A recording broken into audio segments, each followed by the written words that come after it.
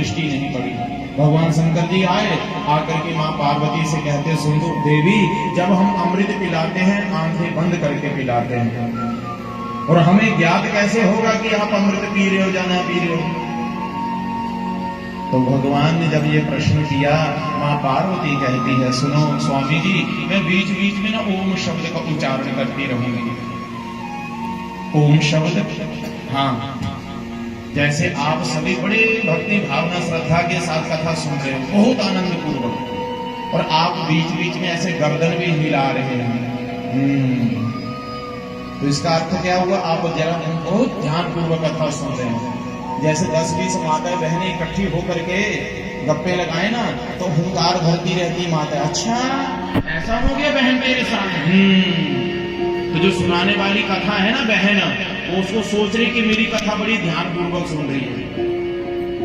10-20 बैठ जाएं तो एक अपना रोना रोती है, और 2-3 के हाथ में कई बार स्वेटर भी बुनती है, स्वेटर बुनती उदा ध्यान है कुछ है भला, स्वेटर भी बुनती है बीच पर, थोड़ी देर बाद दस के बोली है मैंने इतना होया, ना इतना होना नहीं चाहिए, ऐसा नहीं होना चाहिए, ध्यान है नहीं होते, ध्यान कितना होता बना, स्वेटर की बुनती मेरी ऐसे आगे पीछे हो जाए। तो मैं ये आशा नहीं करता हूं आपसे कि आपका ध्यान यही होना चाहिए, आप भी ऐसे और पूछे तो बाद में प्रेम से कहो जय श्री कृष्णा। मां पार्वती ने आंखें हैं, शंकर भगवान जी ने आंखें बंद करके भागवत जी की कथा शुरू की महाराज, प्रथम दिवस की कथा सुनाई, और मां पार्वती बीच बीच में क्या कह रहे,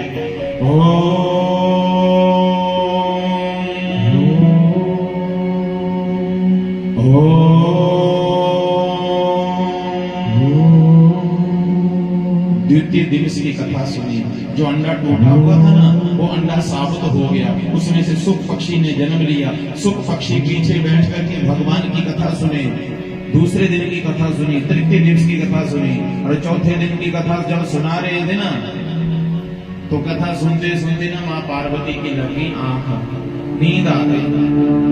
शुकदेव जी ने पीछे बैठे हुए मन में सोचा कि माँ पार्वती की आंख लग गई, ओम शब्द का उच्चारण बंद हो गया, और कहीं कथा को विश्राम ना दे दे कहीं यहीं पर माँ, क्योंकि माँ भी लोरी कब तक सुनाती है अपने बच्चों को, जब तक बच्चा सो ना जाए। जैसे बच्चा सो जाए माँ लोरी सुनाना भी बंद कर दे। तो शुकदेव जी ने पीछे बैठे हुंकार भरनी शुरू कर दी, ओ पंचम दिवस की कथा सुनी, षष्ठम दिवस की कथा सुनी, और जैसे सप्तम दिवस की कथा को विश्राम दिया, भगवान शंकर जी कहते हैं, बोलिए बाल गोपाल श्री कृष्ण भगवान की जैसे जय कही तो मां पार्वती की आंख खुल गई।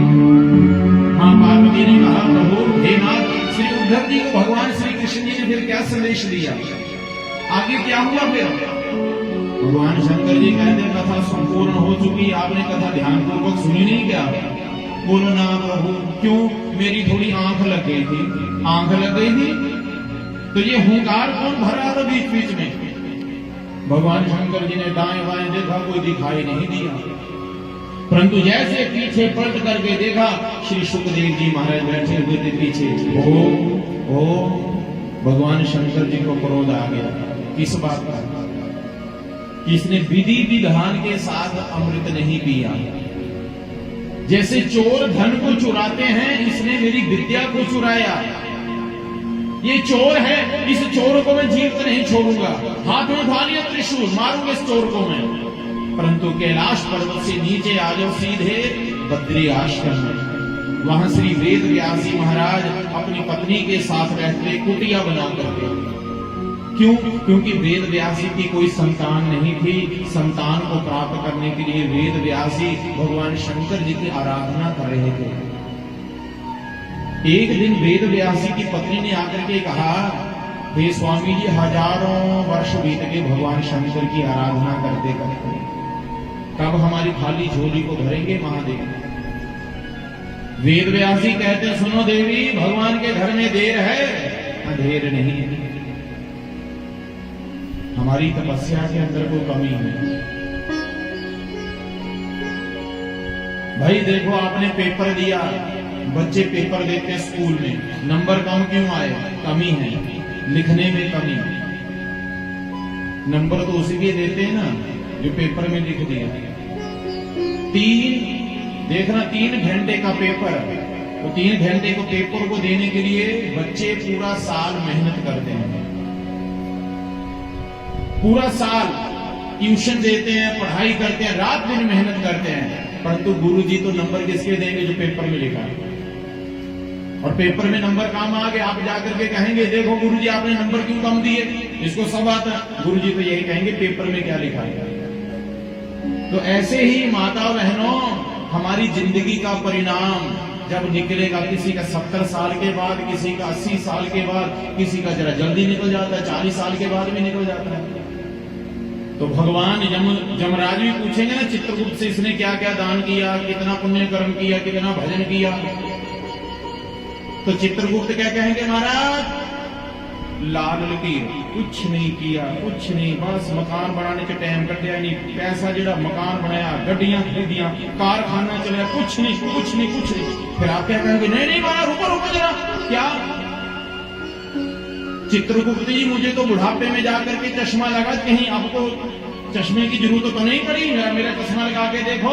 हमारे मोहल्ले में गुरु नानकपुरा में वहां कथा हो रही थी, भागवत जी की कथा। हाँ, मैंने वहां दान किया था, मैंने कथा सुनी थी, जरा ध्यान पूर्वक पढ़ो जरा। हाँ हाँ हाँ महाराज जी ये लिखा है, यहाँ 7 दिन के लिए ने कथा सुनी, इतना दान किया, इतना ये सेवा की, ये। और आप उस समय हाँ मैं सोचू कि क्यों नहीं है, लिखा है ना? हाँ लिखा है, इसका पुण्य। चलो सीधे वैकुंठ लो, नारायण जी के दर्शन करो। जो समय भगवान के चरणों में लग जाए, यही समय लिखा जा रहा है। प्रेम से कहो जय श्री कृष्ण। तो भागवत जी की कथा कह रही है माता, देवर्षि नारद जी तो भगवान शंकर जी मां पार्वती को कथा सुनाते सुनाते कहां चला गया ध्यान उनका? शुकदेव जी के अंदर। और इधर वेद व्यासी की जो पत्नी है, सोच रही कि हमारे घर में संतान नहीं, तो वेद व्यासी ने क्या कहा? भगवान के घर में देर है, अंधेर नहीं।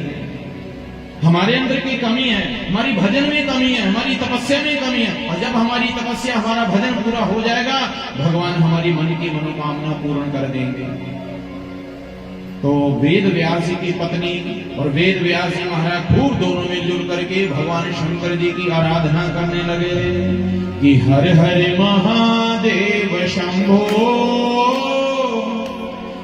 हो काशी विश्वनाथ गंगे, हो काशी विश्वनाथ गंगे, भोला पार्वती संगे। हर हर महादेव शंभो, काशी विश्वनाथ गंगे।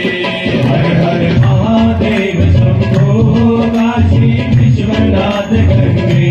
हर हर महादेव शंभो, काशी विश्वनाथ गंगे। हर हर महादेव शंभो, काशी विश्वनाथ गंगे। वो काशी विश्वनाथ गंगे, भोला अमरनाथ गंगे।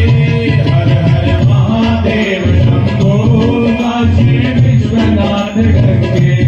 हर हर महादेव शंभो, काशी विश्वनाथ गंगे।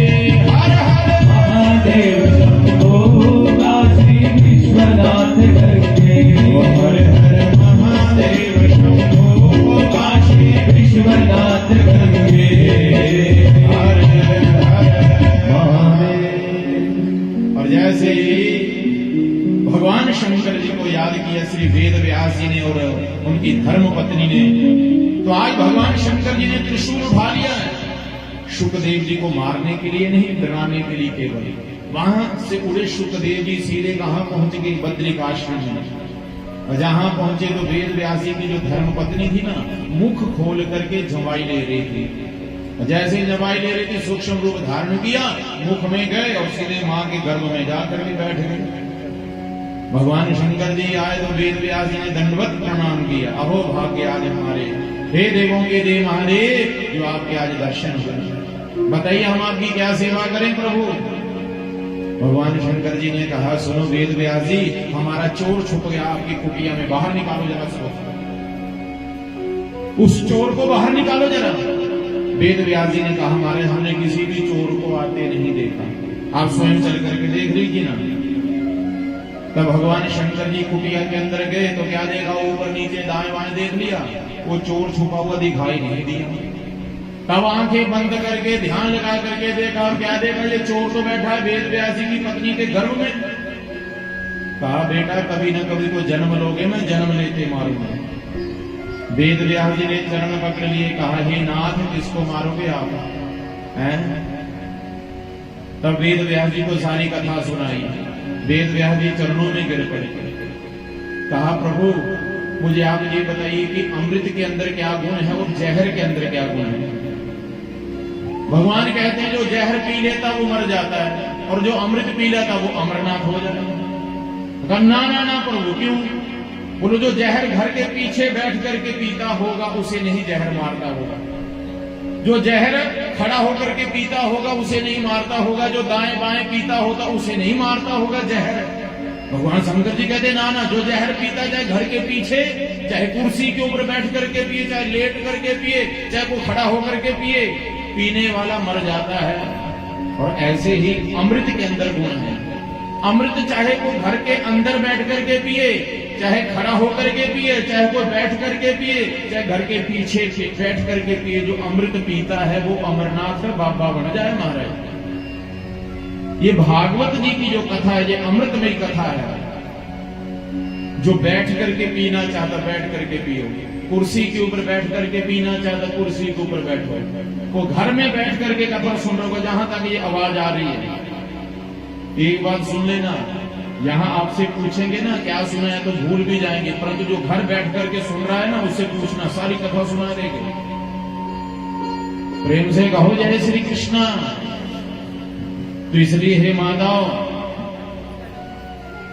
वेद व्यास जी ने कहा, प्रभु आपका नाम लेने से वाणी पवित्र हो जाती है, और जिस प्राणी ने आपकी वाणी से ये श्रीमद् भागवत रूपी अमृत पी लिया, क्या उसको आप मार सकते हैं क्या? भगवान शंकर जी ने कहा नहीं। तब भागवत के अंदर प्रसंग आता है, भगवान शंकर जी ने उनको आशीर्वाद दिया, और आशीर्वाद दे करके वहां से चले गए। बोलिए शंकर भगवान की।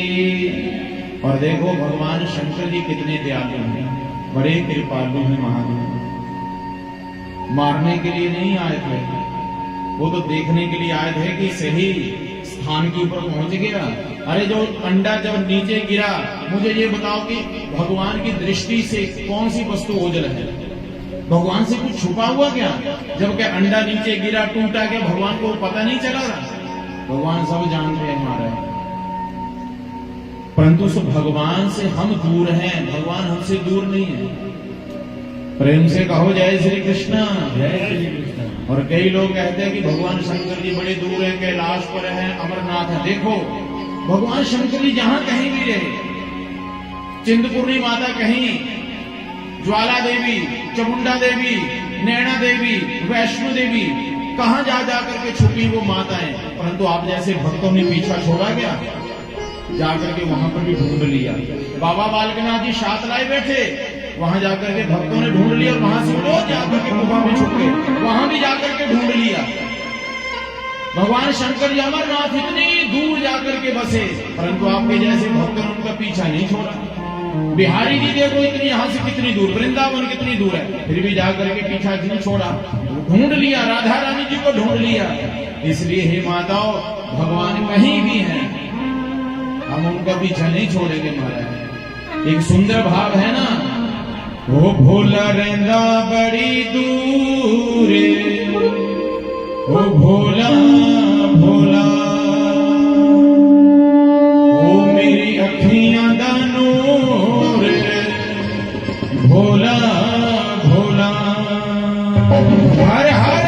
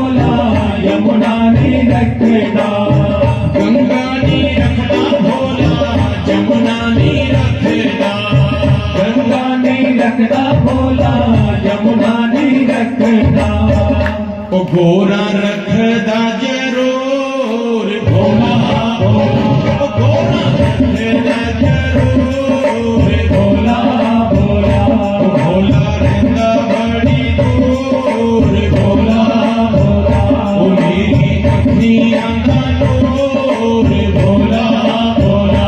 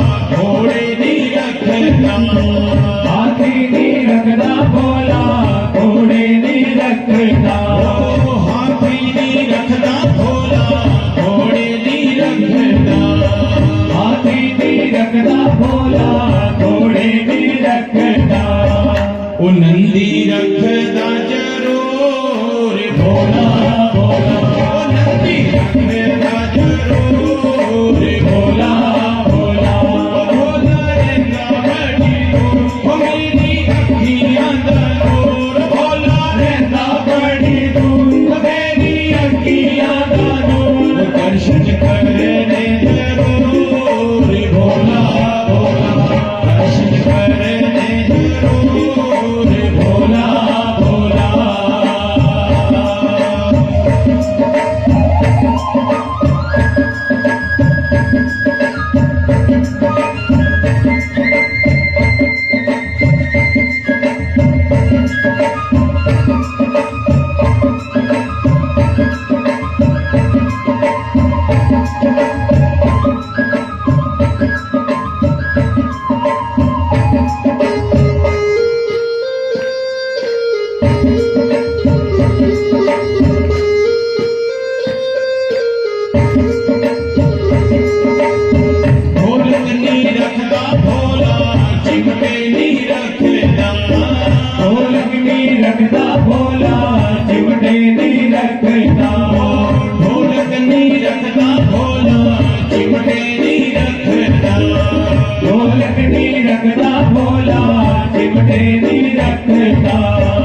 ओ डमरू रखदा जरूर भोला भोला, ओ डमरू रखदा जरूर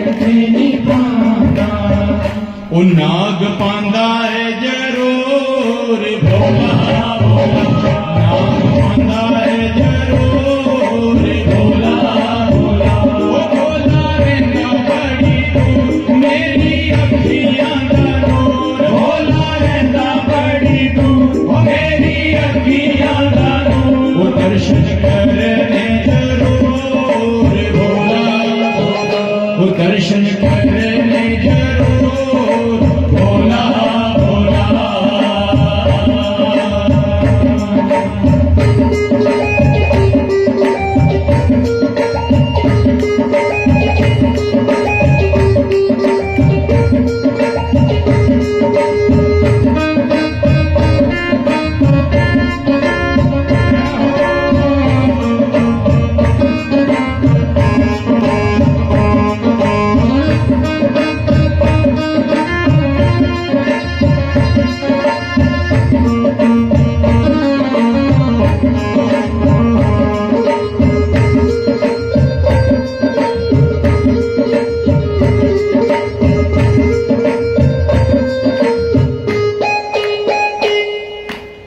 लड्डू नी खांदा भोला पेड़े नी खांदा लड्डू नी खांदा भोला पेड़े नी खांदा ओ लड्डू नी खांदा भोला पेड़े नी खांदा लड्डू नी खांदा भोला पेड़े नी खांदा ओ भंग खांदा है जरूर भोला भोग खांदा है जरूर भोला भोला ओ भोला रहता बड़ी दूर मेरी अखियां दा नूर भोला रहता बड़ी दूर ओ मेरी अखियां दा नूर ओ दर्शन करने जरूर भोला ओ दर्शन करने जरूर भोला भोला भोला रहता बड़ी दूर भोला भोला दर्शन करने जरूर भोला भोला भोला रहता बड़ी दूर मेरी अखियां दा नूर भोला रहता बड़ी दूर मेरी अखियां दा ओ नूर दर्शन करने जरूर भोला भोला दर्शन करने जरूर भोला भोला ओ दर्शन करने जरूर भोला भोला हरे हरे ओ भोला रहता बड़ी दूर ओ दर्शन ऐसे हो जाएंगे जिनकी कुछ आवाज नहीं निकली कर दी उन्होंने दर्शन कितना होने हैं भगवान शंकर जी केवल मंदिर में नहीं रहते भगवान शंकर जी हमेशा रहते ये मत सोचो कि हम कथा भगवान शंकर की नहीं सुन रहे हैं कथा राधा रानी की कृष्ण जी की अरे सुनो भगवान कृष्ण जी के दर्शन करने के लिए कौन आए भगवान शंकर जी आए प्रेम से कहो जय श्री कृष्णा भगवान शंकर जी तो वहां से चले गए माताओं 12 वर्ष तक मां के गर्भ में रहे श्री सुखदेव जी महाराज और मां के गर्भ को क्या बना दिया मंदिर गर्भ में बैठ करके ही भगवान की स्तुति करें श्री सुखदेव जी महाराज 12 वर्ष के बाद जब सुखदेव जी ने जन्म लिया जन्म लेते ही माता पिता को प्रणाम किया और सीधे दिगंबरधारी वो सुखदेव जी महाराज नीचे सिर करके वन की ओर चले गए महाराज सुखदेव जी महाराज जैसे वन की ओर गए वेद व्यास जी पीछे भागे पुत्र रुक जाओ पुत्र रुक जाओ पुत्र रुक जाओ क्षण मात्र के लिए नहीं रुके घर पर और ऐसे श्री सुखदेव जी को हम सब प्रणाम करते बोली श्री सुखदेव जी महाराज की 12 वर्ष की अवस्था 4 इंच की लंगोटी भी जिन्होंने तन के ऊपर नहीं लगाई थी और जब गए तो कई मेरी माताएं बहनें यमुना के किनारे स्नान कर रही थी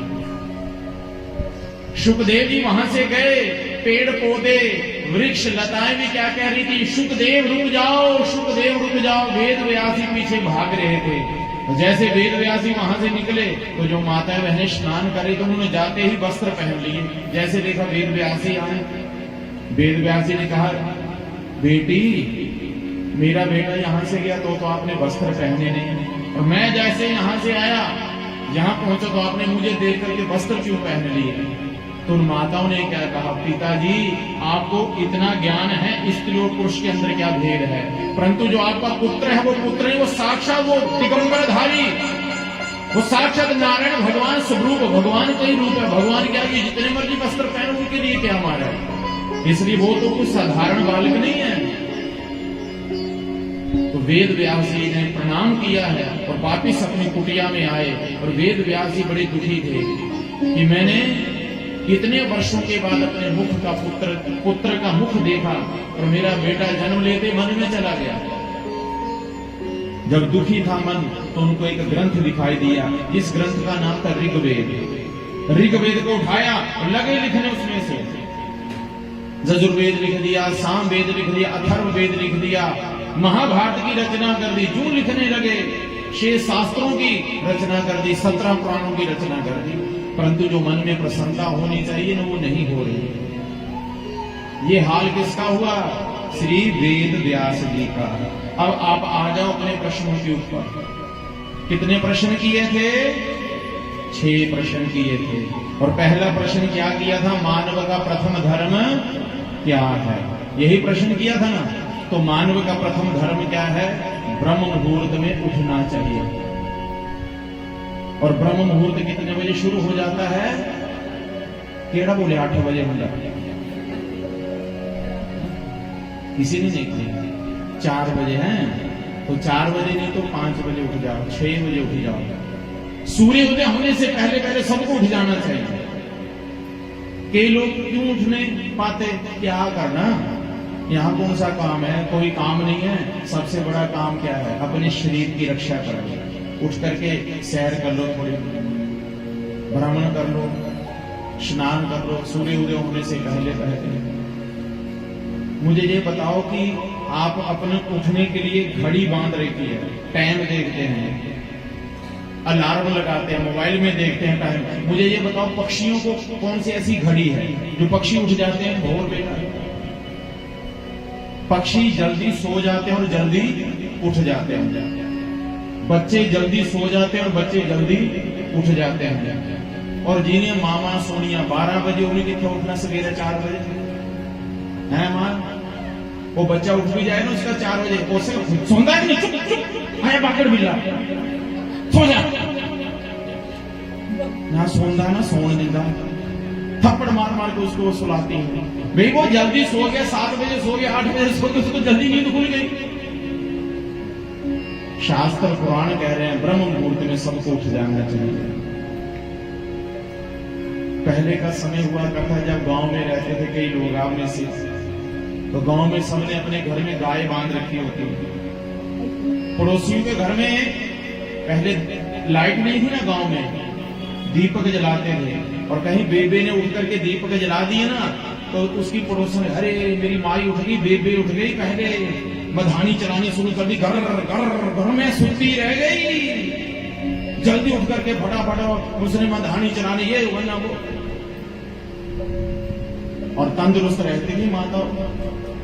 और जब से ये विज्ञानिक युग आ गया ना, गोडे खराब हो गए, खड़े खड़े खा रहे हैं, खड़े खड़े बना रहे हैं।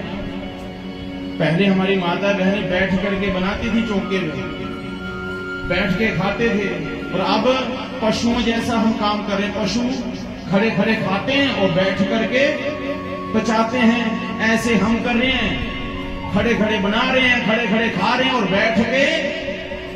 बैठ के नहीं सो के पचा रहे हैं।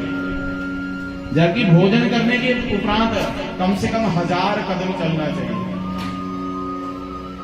इंसान को बैठ करके बनाना चाहिए, बैठ करके पलथी लगा करके।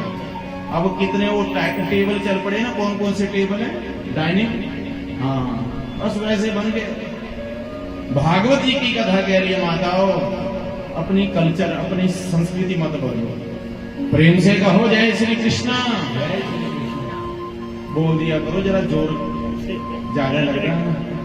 भगवान का नाम बड़ा सरल है, मुख में 100 ग्राम की जबान है, 200 ग्राम की, ये नहीं हमसे हिलती।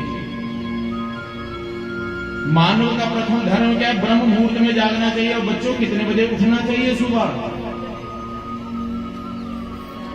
6 बजे। शुक्र है इतने ठीक है, कोई बात, 6 बजे उठ जाओ।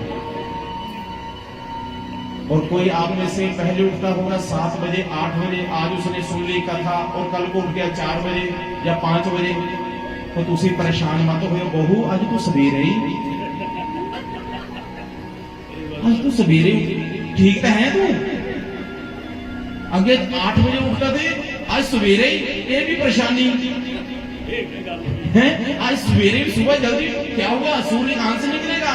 अरे भी उसने कथा सुनी, कथा में क्या सुना, ब्रह्म मुहूर्त में उठना चाहिए, उठ के सूर्य भगवान को प्रणाम करना है, मंदिर जाना, ये हमारा धर्म है। लाखों रुपया कमाओ, कौन कहता धन मत कमाओ? भीष्म पितामह जी ने भी पांडवों को शिक्षा दी, युधिष्ठिर आदि पांडवों को क्या कहा कि राजा का प्रथम धर्म है प्रजा की सेवा करना, धन कमाना, उस धन में से 10वां भाग ईमानदारी से क्या कर देना चाहिए, दान कर देना चाहिए। और आप कमाते हो एक महीने का 1 लाख, तो 1 लाख का 10% कितना बना? हूं नहीं बोलना, औखा है। 10% मतलब 10,000, 10,000 दान करना चाहिए। और 10,000 दान नहीं कर सकते, 10% नहीं दान कर सकते, 1% ही दान कर दो। कहां कहां दान करें? कई रास्ते हैं। जैसे आपके गली मोहल्ले में कोई गरीब है, विवाह हो रहा कन्या का, तो कन्या का विवाह हो रहा, वहां जाकर के उसकी मदद कर दो, दे दो 10-20 हजार रुपया। भाई गौशाला है, गाय के लिए कुछ सेवा दे दो। भागवत जी की कथा हो रही, वहां सेवा दे दो। कई भूखा है कोई, उसके लिए भोजन की व्यवस्था कर दो। और सर्दियां आ रही हैं, सर्दियों में क्या करना, तो बेचारा कहां पर है, कपड़े की सेवा कर दो, कंबल दे दो उसको, जूते दे दो, गर्म कपड़ा दे दो उसको पहनने के लिए। कई सेवा, भोजन की सेवा कर दो, कई इतनी सेवा है। धन की 3 गतियां हैं, जरा सुना, जरा ध्यान पूर्वक। पहली गति दान कर दो, दूसरी गति भोग कर जाओ, तीसरी गति विनाश। 2 गतियां हमारे हाथ में, तीसरी गति ना हमारे हाथ में है ना मेरे हाथ में, वो किसके हाथ में है? भगवान के हाथ में है। विनाश की गति। नहीं तो सन 2016-17 याद कर लेना, जब रात के 8 बजे एक अनाउंस हुआ था टीवी के ऊपर, 500 और 1000 के नोट, तो कहीं हाय,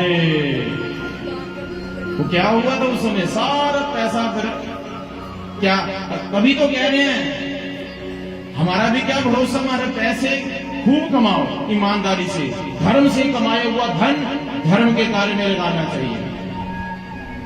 धर्म के कार्य में धर्म से कमाया हुआ धन दान करो।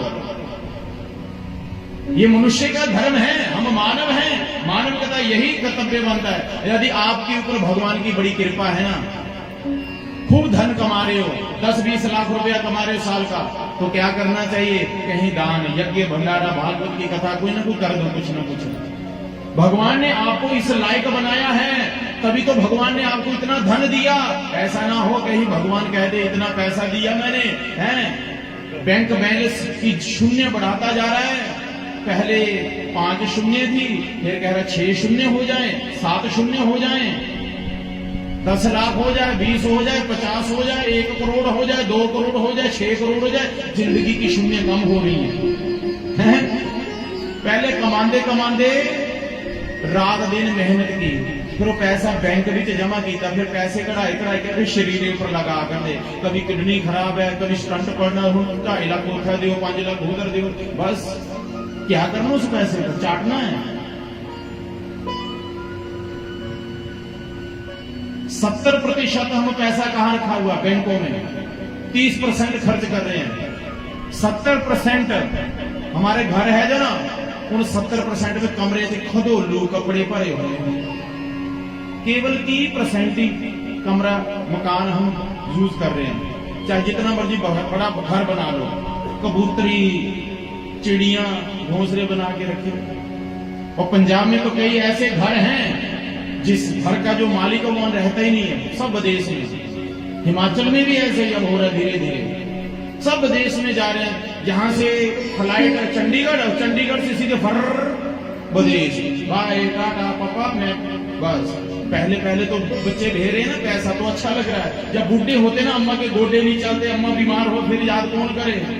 बच्चे की याद आए, बेटा होता तो मेरी सेवा करता है, तो कहां सेवा होगी अब? प्रेम से कहो जय श्री कृष्ण। बुरा मान गए आप, आवाज कम आई, बुरा ना मानना।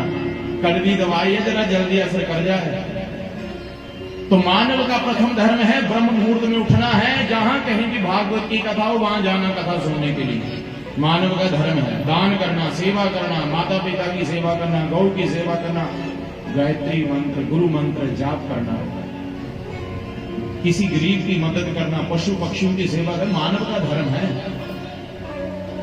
दूसरा प्रश्न क्या किया था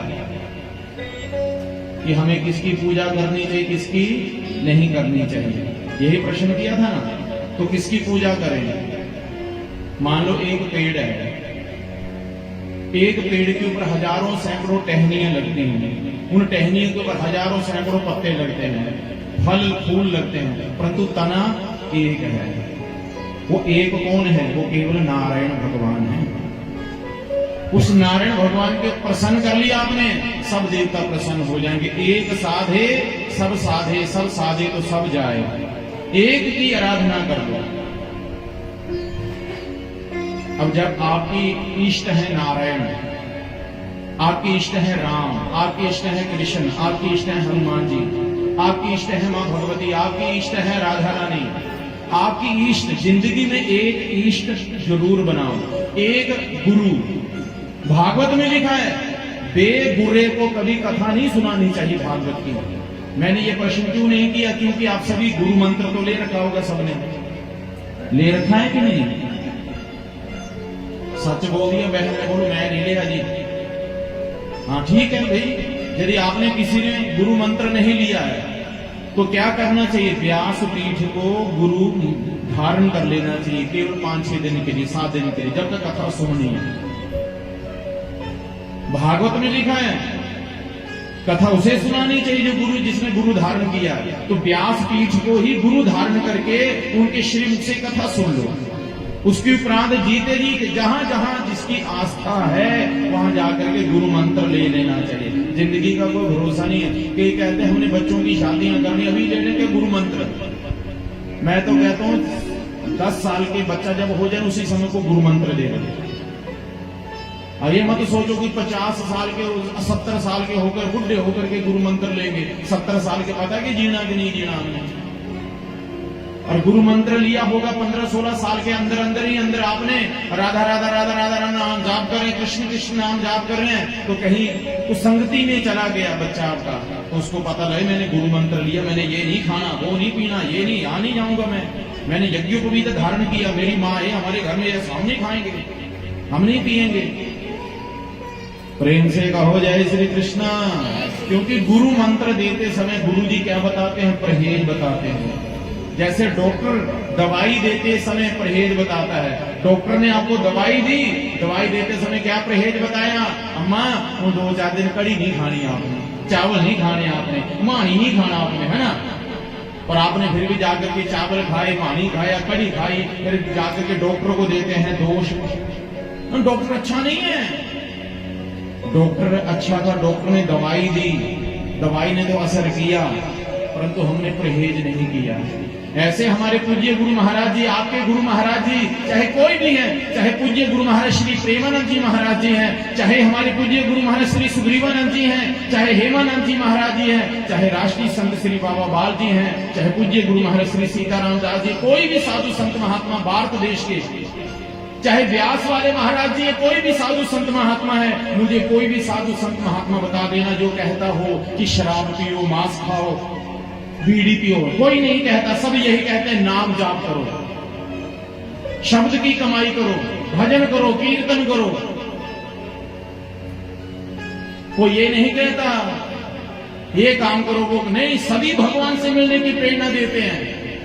और हम कई बार कहते मेरे गुरु बड़े अच्छे हैं, मेरे गुरु बड़े अच्छे, और गुरु सारे भी अच्छे होते हैं। हम कितना असर करें अपने गुरु के बताए हुए वचनों के ऊपर, कितना पालन कर रहे हैं, हमने कितना पालन किया उनकी आज्ञा का। व्यास पुण्य आदि सब जाते हैं, गुरु जी को तिलक करते हैं, कंगन बांधते हैं, गुरु की पूजा जरूर करो, हम ये नहीं कहते, परंतु गुरु के बताए हुए वचनों को, उनके जो वचन है उनके ऊपर जरूर अमल करना। आपका बेटा आपकी बहू खूब पूजा करे, आपका बेटा आपकी खूब सेवा करे, पूजा करे आपकी, और मन में एक ना, फिर आपको खुशी होगी क्या? नहीं ना। आप कहते हैं महाराज जी मेरा बेटा ना मेरी सुनदा बड़ी ध्यान नाल है, पर मन का एक भी नहीं, मानता नहीं एक भी बात मेरी। तो भगवान भी क्या कहते हैं, गुरु जी भी क्या कहते हैं? गुरु जी कहते हैं मेरी पूजा तो खूब करे, मुझे तिलक भी लगाए, कंगन भी बांधे, खूब सेवा करे, पर मानता तो एक नहीं है। यदि गुरु आपने धारण की, कहीं भी जाकर के जहां जिसकी आस्था है वहां गुरु धारण करने चाहिए, और जिंदगी में एक इष्ट जरूर धारण करें, चाहे वो राधा जी है, चाहे कृष्ण है, चाहे राम है, हनुमान जी है, माता वैष्णो, कुछ भी, कोई भी, चाहे शंकर भगवान है, एक इष्ट जरूर, और उसके ऊपर निष्ठा होनी चाहिए। उस इष्ट का नाम जरूर जपो, उस गुरु मंत्र का नाम जरूर जाप करो, चलते फिरते जैसे भी हो। वैसे तो पूज्य गुरु महाराज जी कहते हैं मंदिर में बैठ करके गुरु मंत्र का जाप करना चाहिए, महामंत्र का जाप करो जैसे चलते फिरते हो। प्रेम से कहो जय श्री कृष्ण, क्योंकि कल युग केवल सुमिर सुमिर न रुतरे पारा। कल युग में केवल नाम के अंदर शक्ति है और किसी के अंदर नहीं। नाम से नामी की पहचान हो जाती है। इसलिए भागवत की कथा कह रही है मानव का प्रथम धर्म है ब्रह्म मुहूर्त में उठना। दूसरा प्रश्न क्या किया था, हम किसका पूजन करें किसका ना करें? केवल एक है, वो नारायण भगवान, क्योंकि वही नारायण कृष्ण बन करके आए, वही नारायण वामन बन करके आए, वही नारायण राम बन करके आए, वही नारायण परशुराम बन करके आए, वही नरसिंह भगवान है। एक साधे सब साधे, सब साधे तो सब जाए। एक की आराधना कर लो। कई लोग कह रहे थे सबका मालिक, पर एक मालिक दी मन दे भी कभी गाल की नहीं। मन लिया करो, मान लिया करो, तभी कल्याण है हमारा और आप सबका। आगे तीसरा प्रश्न क्या किया था कि भगवान कितने हैं? एक हैं, दो हैं, चार हैं, 6 हैं, 10 हैं। तो माता सुन लो, भगवान ने 24 अवतार लिए। कितने अवतार लिए? 24। और भगवान अवतार क्यों लेते हैं? भगवान जन्म नहीं लेते, भगवान लेते हैं अवतार। जैसे आपने कथा सुनी, आगे सुनेंगे भी आप। कथा में स्तुति करते हैं देवता। माता देवकी ने, माता कौशल्या ने भी स्तुति की थी। क्या स्तुति की थी? भय प्रगट कृपाला दीन दयाला जशुमति के हितकारी। भय प्रगट कृपाला, भगवान प्रकट होते हैं, जन्म नहीं लेते। चतुर्भुज नारायण भगवान प्रकट होकर के पहले दर्शन देते हैं, तब माता कौशल्या के हित के लिए वो शिशु बने, शिशु के रूप में आए हैं। तो भगवान कभी क्या नहीं लेते? जन्म। भगवान अवतार लेते हैं, प्रकट होते हैं। और कब लेते हैं? पूज्य गोस्वामी तुलसीदास भी कहते हैं ना कि जब जब होई धर्म की हानि, असुर महाअभिमानी। राम सिया राम, सिया राम, जय जय राम, राम राम, सिया राम, जय जय राम। हो तब तब धरि प्रभु विवद शरीरा, हरि कृपा निधि सज्जन पीरा। सिया राम, जय जय राम, राम राम, सिया राम, जय जय राम। मंगल भवन अमंगल हारी, रमहु सुदशरथ हरि बिहारी। राम सिया राम, जय जय राम, राम राम, सिया राम, जय जय राम। कलयुग केवल नाम आधारा, सुमिर सुमिर नर उतरे पारा। राम सिया राम, जय जय राम।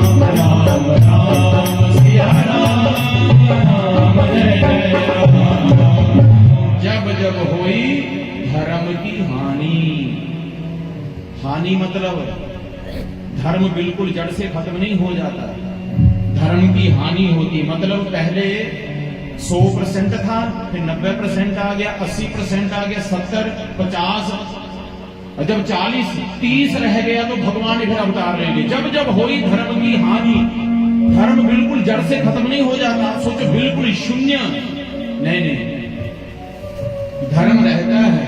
तब तब प्रभु विविध शरीरा, भगवान ने विविध शरीर धारण किए। भगवान ने 24 अवतार लिए और 23 अवतार भगवान ने ले चुके हैं। 24वां अवतार अभी कलयुग में लेके आएंगे। कल की अवतार नाम उनका पड़ेगा। अभी कलयुग को आयु हुए कितना समय हुआ है, और कलयुग की आयु कितनी है अभी? 4,32,000 ये आयु है कलयुग की, और कलयुग को आए हुए 5,151-52 वर्ष, ज्यादा नहीं हुआ समय। अभी 32,000 भी पूरे नहीं किए कलयुग ने। 4 लाख तो भी साइड में पड़े, 4 लाख का कड्डे नहीं, 32,000 भी पूरे नहीं किए अभी। और आप कई लोग सोच रहे हैं बुरा समय आ गया, बुरा समय है। भगवान ने थोड़ा झटका दिया था सन 1920 को, थोड़ा सा झटका, और दुनिया हिला के रख दी। जो वैज्ञानिक थे ना कि हमने दुनिया मुट्ठी में, सबकी मुट्ठी घुल गई वैज्ञानिकों की, पसीने पड़ गए थे वैज्ञानिकों के। जो कह रहे थे हमने दवाई बना ली, ये कर लिया, वो कर लिया, बनी गया वैक्सीन। कितने किसने बनाई? और जिसके ऊपर भगवान की कृपा थी उसने बचा लिया। प्रेम से कहो जय श्री कृष्णा। और कई लोग कहते हैं ना समय नहीं मिलता, समय नहीं मिलता। वो समय याद करना, पूरा दिन बेले रहते कितनी माला जाप नहीं आपने, कितना भजन कर दिया उस समय। 2-3 साल बेले रहे, 1 साल तो बेले है बिल्कुल। कितना पाठ किया, कितना भजन किया, रसगुल्ले बना बना के खाए होंगे, गुलाब जामुन। समय निकालना पड़ता है। कई लोग आज भी कहेंगे आपसे, कुलदीप जी समय नहीं मिला, हमने तो हम जरूर आते हैं कथा सुनने, समय नहीं मिला। समय निकालना पड़ता है। खाने के लिए, नहाने के लिए, वस्त्र पहनने के लिए समय निकालते से भगवान के लिए भी समय निकालना चाहिए।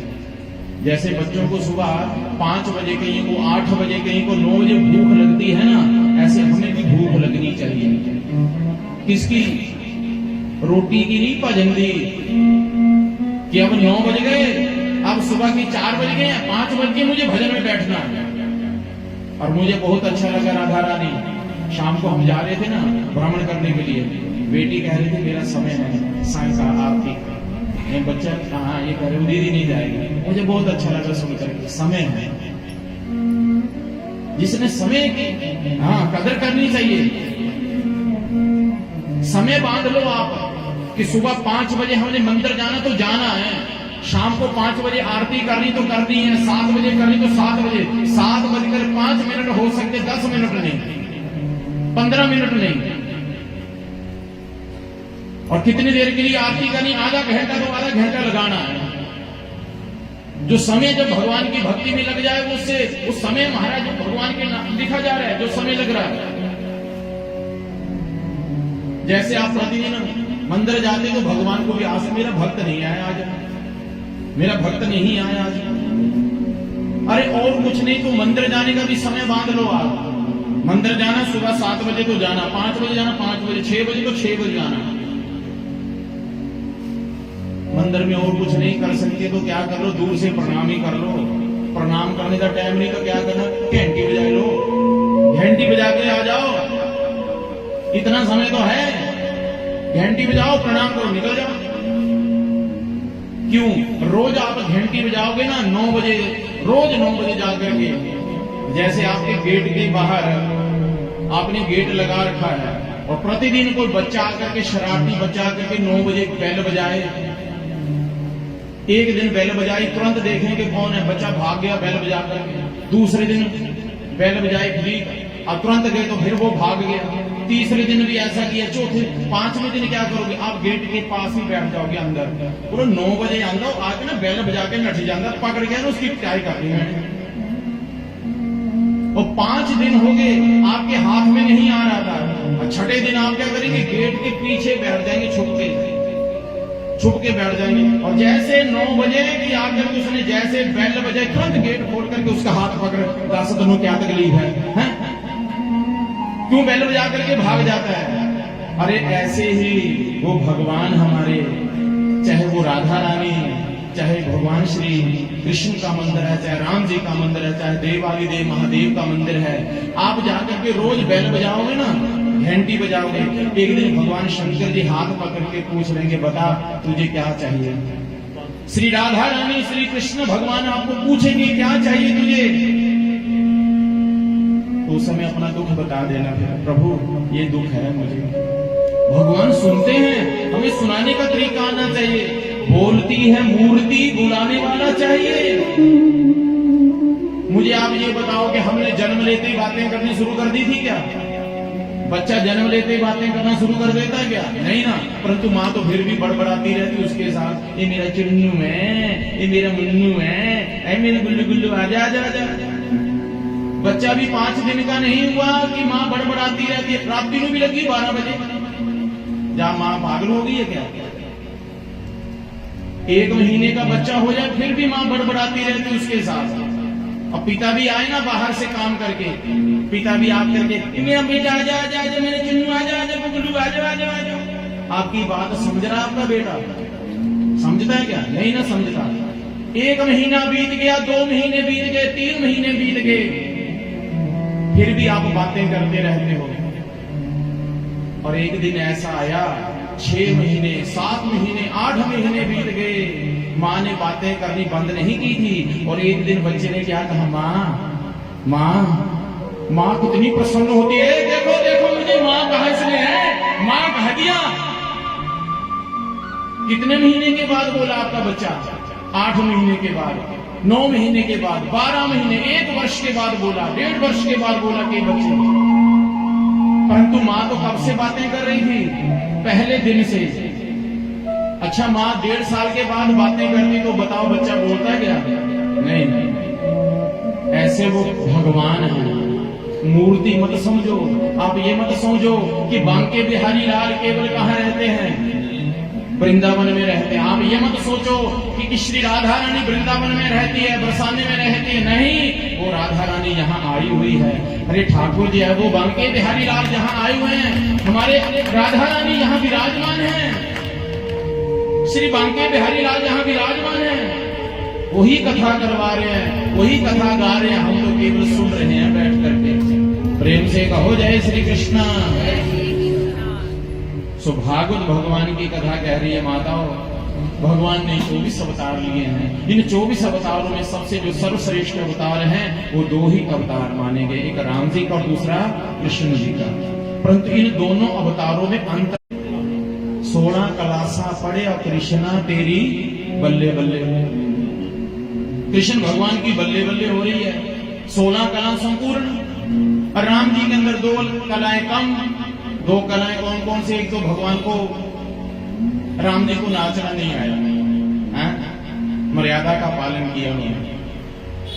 और भगवान श्री राम जी को कभी चोरी करनी नहीं आई, वो 2 क्लासा नहीं पढ़े। बाकी कन्हैया तो 16 कला संपूर्ण थे महाराज। खूब दुनिया को नचाया, खूब नाचे, खूब चोरी की, माखन चुराया। और आपका क्या चुरा लिया? हमारा और आपका तो चित्त चुरा लिया, मन चुरा लिया, मनमोहन मुरली वाले, वो श्याम सुंदर। प्रेम से कहो जय श्री कृष्णा। राम कृष्ण 2 एक है, अंतर नहीं नमेश, इनके नयन गंभीर है और उनके चपल विशेष। मर्यादा पुरुषोत्तम प्रभु श्री राम जी। कईयों को मर्यादा पुरुषोत्तम अच्छे लगते हैं, कईयों को लीला पुरुषोत्तम अच्छे लगते हैं। तुलसीदास जी को कौन अच्छे लगे? मर्यादा पुरुषोत्तम। एक बार तुलसीदास जी वृंदावन में गए बांके बिहारी लाल जी के दर्शन करने के लिए। गुसाई जी ने कहा चलो बिहारी जी के दर्शन कर लो। तुलसीदास जी कहते हम नहीं करते मुरली वाले के दर्शन, तो किसके करें? और हम तो धनुषधारी के दर्शन करते हैं, जो धनुष धारण करते हैं, मर्यादा पुरुषोत्तम। हम तो उनके दर्शन करें, ये मुरली वाले के हमें अच्छे दर्शन नहीं लगे, चोर है ये। तुलसीदास जी कहां से आए हैं? अयोध्या से, वृंदावन में। गोसाई जी ने कहा आपके लिए वो मुरली वाला क्या बन चुके हैं? बोलो ये मुरली वाला धनुषधारी बनेगा तो मैं प्रणाम करूंगा। तो कहा गया है कित मुरली कित चंद्रिका कित गोपियन के साथ, अपने जन के कारण श्री कृष्ण भये रघुनाथ। कित मुरली कित चंद्रिका कित गोपियन के साथ, अपने जन के कारण भगवान श्री कृष्ण जी वो बिहारी जी क्या बन गए? फिर बन गए महाराज वो रघुनाथ। प्रेम से कहो जय श्री कृष्ण। तब जाकर के तुलसीदास जी ने प्रणाम किया उनको, निष्ठा दी ना उनकी।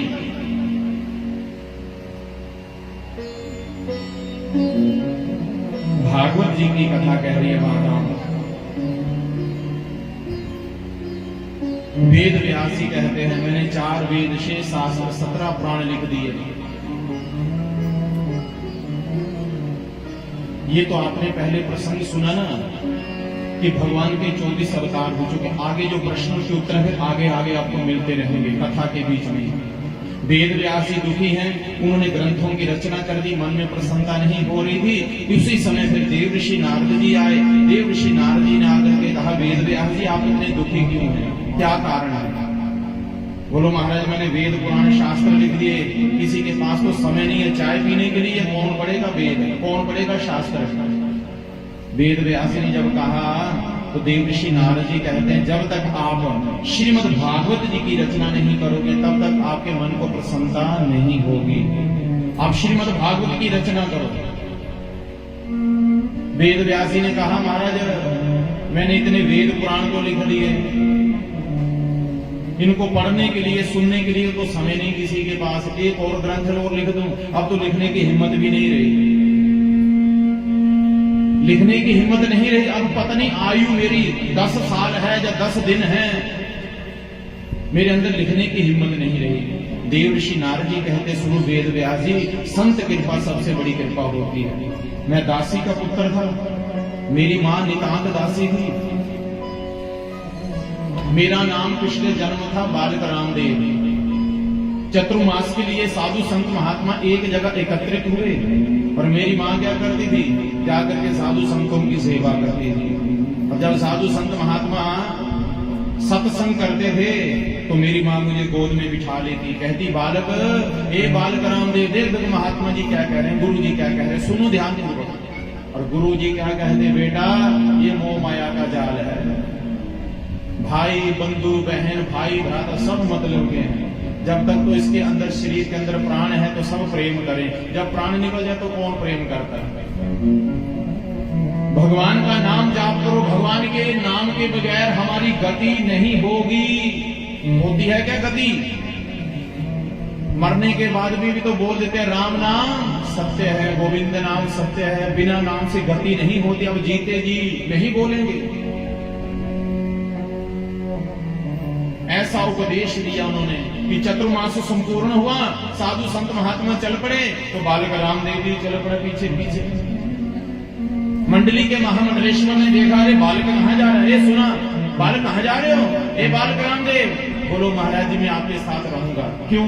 बोलो आपने तो कहा ये मोह माया का जा रहा है, माता पिता भाई बंधु सब मतलब के हैं। बोलो बेटा तुम्हारी माई ने हमारी खूब सेवा की, 4 महीने खूब भोजन की सेवा की हैं, और बदले में हमने क्या दिया? तेरी माँ यही कहेगी मैंने साधुओं की सेवा की और बदले में मेरे बेटे को भी लेके चले गए साथ में। तो ही तो एक सहारा अपनी माँ का, माँ का मात्र सहारा एक आप ही हो। जाकर के माता की सेवा करना, गुरु मंत्र हम आपको दे देते, घर बैठे गुरु मंत्र का जाप करना, माँ की सेवा करना। और जब माँ चले जाए ना वैकुंठ लो, फिर चले आना हमारी कुटिया में।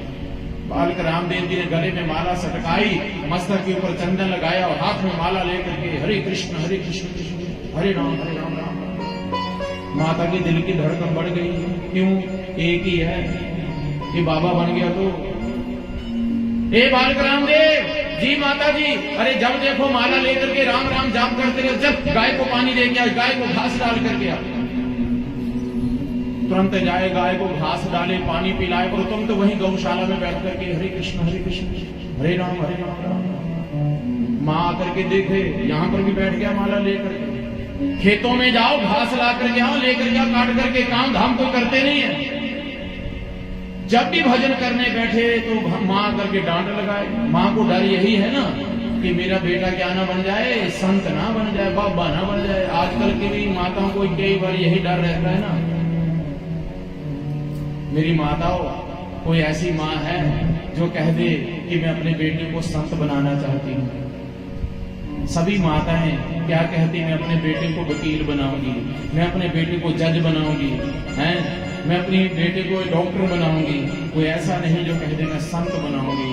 संत बनाए नहीं जाते, संत हो जाते जिनके ऊपर मेरे ठाकुर जी की कृपा, श्री किशोरी जी की कृपा होती है। उन्हें अपने पास बुला लेती महाराज। सबको नहीं बुलाए, आपको क्यों बुलाया? क्योंकि मेरे ठाकुर जी, मेरी राधा रानी आप सबसे बहुत प्रेम करती है महाराज, तभी आपको बुलाया, अपने आगे बिठाया।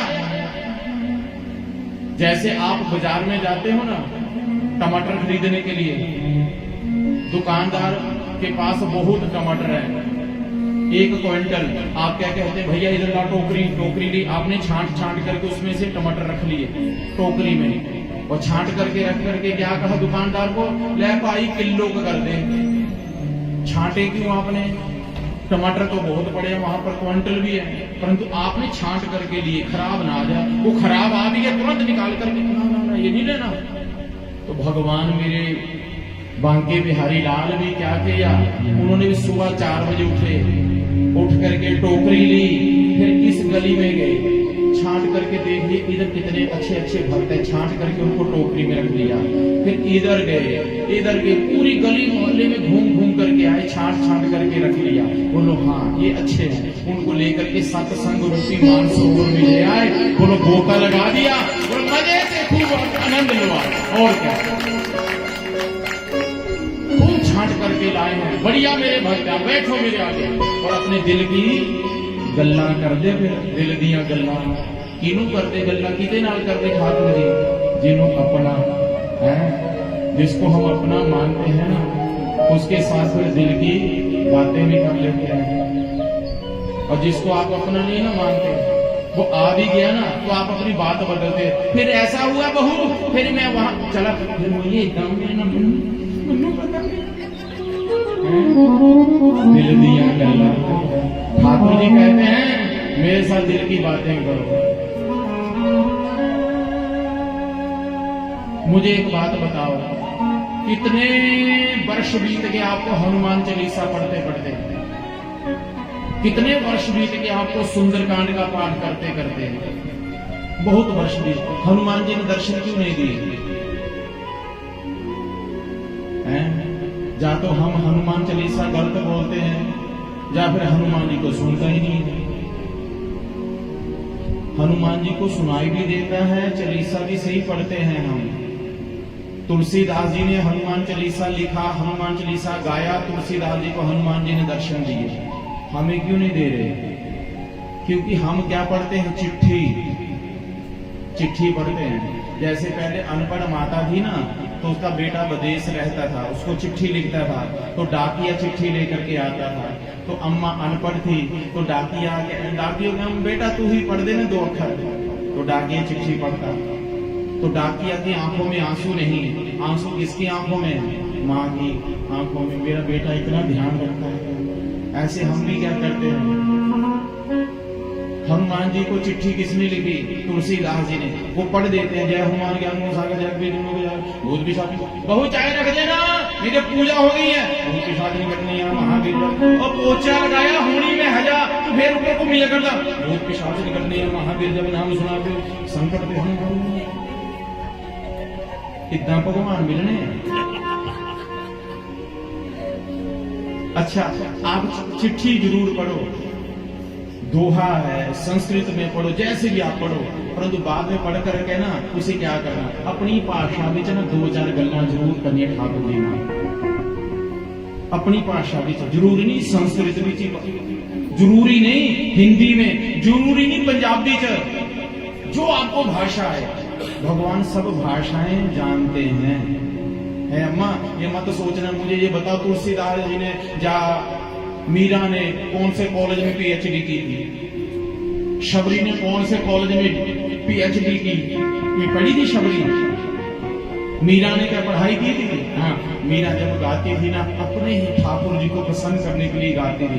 लता मंगेशकर को राष्ट्र पुरस्कार मिला, पुरस्कार राष्ट्र है लता मंगेशकर को, परंतु मीरा को राष्ट्र पुरस्कार नहीं मिला। मीरा को कौन मिले? वो बांके बिहारी लाल मिले। मीरा का कंठ अच्छा नहीं, लता मंगेशकर का कंठ अच्छा, गाती बहुत बढ़िया थी, परंतु उसको भगवान ने दर्शन नहीं दिए। भगवान ने दर्शन मीरा को दिए हैं। शबरी को राम ने दर्शन दिए। माताओं, चाहे आपका कंठ अच्छा है नहीं है, फिर भी भगवान को गाओ, भगवान को प्रसन्न करने के लिए गाओ, अपनी भाषा में गाओ, जैसा भी भगवान को प्रसन्न करना। ये मत सोचो कि हमें संस्कृत भाषा आती है, संस्कृत में भाषा गीत गाएंगे तो भगवान प्रसन्न होंगे, अंग्रेजी में नहीं, नहीं, जो भी आपको भाषा है, केवल भगवान को प्रसन्न करना है, बस जैसा भी हो। ये मत सोचो मेरा कंठ अच्छा हो तो मैं प्रसन्न कर दी, नहीं, जैसा भी है। आप हनुमान चालीसा रोज पढ़ो, परंतु बाद में ना 2-4 गल्ला जरूर करनी। ओ ठाकुर जी, क्या हाल है थोड़ा? चंगा है? ठंड तो नहीं लगी राती है? गर्मी ले पंखे लगे आ रही, देखो है, ठीक है। क्या खाना जो तुझे हैं? पकोड़े? ना ना, पकोड़े नहीं खाने, गला खराब हो हैं। खाने? अच्छा अच्छा, ठीक है, बना। मैं नहीं डालती प्याज लहसुन इसमें। हाँ ठीक है। कहाँ जाना आज है? बम्बे पिकनिक स्पॉट, बड़ी दूर है वो तो, हिमाचल में है। चलो ठाकुर जी लेके चलेंगे एक दिन आपको। अच्छा अच्छा, ठीक है। ऐसे 2-4 बातें कर लिया करो ठाकुर जी के साथ। ठाकुर जी मुझे गोडे नहीं चल रहे। ठाकुर जी तुम किया चलाने हैं, जैसे भी है आप जैसे चलाओ। ਹੁਣ मैं रोना भी ਤੁਹਾਡੇ ਅੱਗੇ ही है, तुसी मेरी मां है, तुसी प्यो है। जरूर मत ये मत सोचो कि हमने ठाकुर जी को ये हिंदी में भाषा में बोलना नहीं। आप चालीसा जरूर पढ़ो, उसके बाद ना अपनी भाषा भी 2-4 गल्ला जरूर करे करो, कल्ले बोलिया करो। आज नहीं बोलूंगे ठाकुर जी, कल बोलूंगे, परसों बोलूंगे, जो साले बाद तो एक दिन इन्होंने जरूर बोलना। ये नहीं बोलना माता हूं बह जा, बड़ा कमा लिया आजा मेरे पास, दिल दिए गल्ला कर ली, दोनों याद है। ठाकुर जी करते हैं बातें, प्रेम से कहो जय श्री कृष्ण। बस प्रभु ऐसा हमारा और आपका प्रेम बना रहे, ठाकुर जी की भक्ति करते रहे, भगवान के साथ बातें करते रहे, चलते फिरते जैसे भी हो महाराज। बालक रामदेव जी जब भी माला लेकर के बैठे ना, माँ आकर के उसको डांट लगाई। बालक रामदेव ने एक दिन कह दिया, प्रभु तो मेरी माँ को बोलना नहीं चाहिए, परंतु वो माता पिता शत्रु है जो अपने बालकों को मंदिर जाने से रोके। वो माता पिता शत्रु है जो कथा कीर्तन में जाने से रोके। बालक रामदेव की सुनी क्या, वो मां गई एक दिन घास डालने के लिए गाय को, घास के नीचे बैठा अजगर सर्प, सर्प के ऊपर पांव पड़ा कि सर्प ने मार दिया डंक, और बालक रामदेव की मां की होगी मृत्यु। बच्चों ने जाकर के बताया, ए बालक रामदेव तेरी मां की मृत्यु हो गई। बालक रामदेव बड़े प्रसन्न हुए और बाद में रोए भी खूब। प्रसन्न क्यों हुए? क्योंकि अब बोलो जिंदगी मेरी मां नहीं रोकेगी मुझे, मैं खूब जब जाप करूंगा, खूब भजन करूंगा। रोए क्यों? रोए इसलिए कि जिंदगी में अब दोबारा मां नहीं मिली। रोए इसलिए। मां का अंतिम संस्कार किया, दक्षिण दिशा की ओर चले गए, बट वृक्ष के नीचे बैठकर खूब भगवान का भजन किया, खूब नाम जाप किया, और इतना नाम जाप किया, इतना नाम जाप करने लगे कि साक्षात भगवान आकाशवाणी करते हैं, बालक रामदेव तेरी भक्ति से हम प्रसन्न हैं, प्रदान मांगो जो चाहिए। आंखें खोल करके देखी तो भगवान तो है नहीं। कहा प्रभु मुझे साक्षात स्वरूप में दर्शन दीजिए ना, प्रत्यक्ष रूप में। भगवान कहते हैं अगले जन्म में आपको प्रत्यक्ष रूप में दर्शन होंगे। वही बालक रामदेव अगले जन्म में ब्रह्मा जी के पुत्र बने। नाम रखा उनका देव ऋषि नारद। रोही देव ऋषि नारद जी एक दिन वैकुंठ लोक में गए नारायण जी से मिलने के लिए। तो नारायण जी के बगल में बैठी थी कौन? लक्ष्मी जी, बीना बजा रही। देवर्षि नारद जी ने प्रणाम किया। भगवान ने कहा हो आओ मेरे घर का, बताओ हम आपकी क्या सेवा करें। आपने बहुत सेवा की पिछले जन्म में साधु संतों की, आपने खूब नाम जाप किया। उस नाम जाप से साधु संतों की कृपा से आपको आज दर्शन हो रहे। बताओ आपकी हम क्या सेवा करें। कहा प्रभु ये बीणा दे दो मुझे। लक्ष्मी जी ने एकदम पकड़ी, मैं नहीं दूंगी बीणा, मैं नहीं दूंगी बीणा। भगवान ने कहा शुक्र कर बीणा मांगी, कहीं बीणा बजाने वाली नहीं मांग ली, बीणा बजाने वाली भी दे दो। तुरंत लक्ष्मी जी ने बीणा दी। और देवर्षि नारद जी कहते हे वेद व्यास जी, श्री नारायण जी के कर कमलों के द्वारा ये बीणा मैंने प्राप्त की है, उन्हीं के नाम का गुणगान करता रहता हूं। ये संत कृपा, जाइए आपके ऊपर भी संत की कृपा, भगवान गुरु महाराज जी की कृपा। जाओ भागवत जी की रचना करो। 4 मंत्र कान में दे दिए। अब वेद व्यास जी बोलते गए और श्री गणेश जी महाराज लिखते गए। श्री गणेश जी महाराज लिखते गए, वेद व्यास जी बोलते गए और भागवत जी की रचना कर दी महाराज। जलेबी बनकर के तैयार हो गई है, परंतु खाने का मजा कब आएगा, जब तक उसको 2-4 मिनट के लिए चाशनी में ना रखेंगे। जैसे चाशनी में रखेंगे तो ही जलेबी खाने का आनंद आता है। अब चाशनी का काम किसने किया, शुकदेव जी ने। भागवत जी की तो रचना हो गई। शौनक जी कहते हैं श्री सूत जी से, महाराज हमने तो सुना कि जन्म लेते तो शुकदेव जी तो वन में चले गए, आए कैसे। तब श्री सूत जी कहते हैं हे शौनकादि ऋषियों, वेद व्यास जी ने नन्हे नन्हे बालकों को 2-4 मंत्र याद करवा दिए और कहा बेटा यत्र तत्र सर्वत्र इन मंत्रों को गुनगुनाओ। और कदाचित ये 2 मंत्र भी मेरे पुत्र के कान में पड़ गए तो मेरा बालक तुरंत भाग करके मेरे पास आ जाएगा। तो माता बहनों वो 2-4 मंत्र याद करवा दिए और जाकर के वन में गुनगुनाने लगे कि वरहा पीड़म नटवर बपहो कर्णयो कर्णिकारं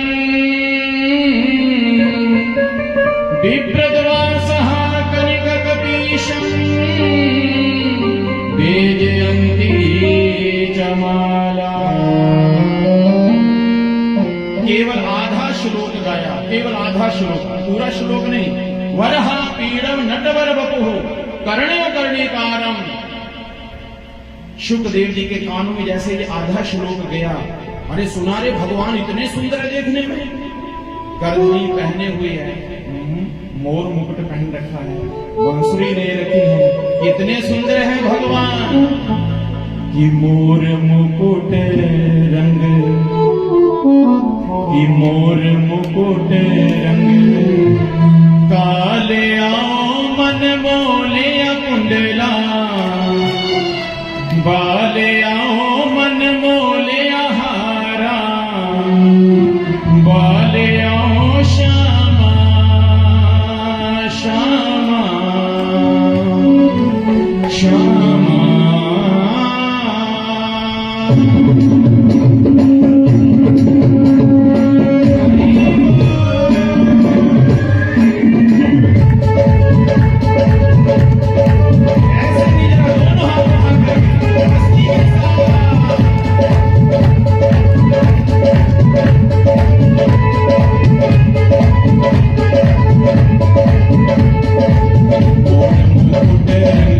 काले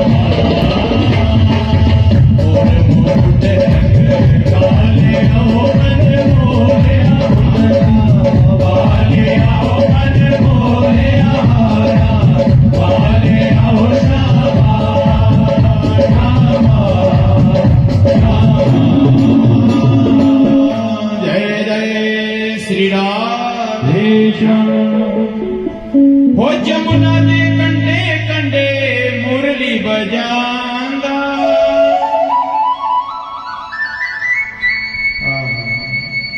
मुरली बजांदा शाम सखियां नचांदा सखियां नचामण बालिया मन मोलिया कुंडला बालिया मन मोलिया गौआ बालिया श्यामा श्यामा श्यामा जमुना दे कंडे कंडे गौआ चरांदा हो गौआ चरांदा श्याम मक्खन चुरांदा ओ मक्खन चुरामण बालिया मन मोलिया कुंडला बालिया मन मोलिया गौआ वालिया श्यामा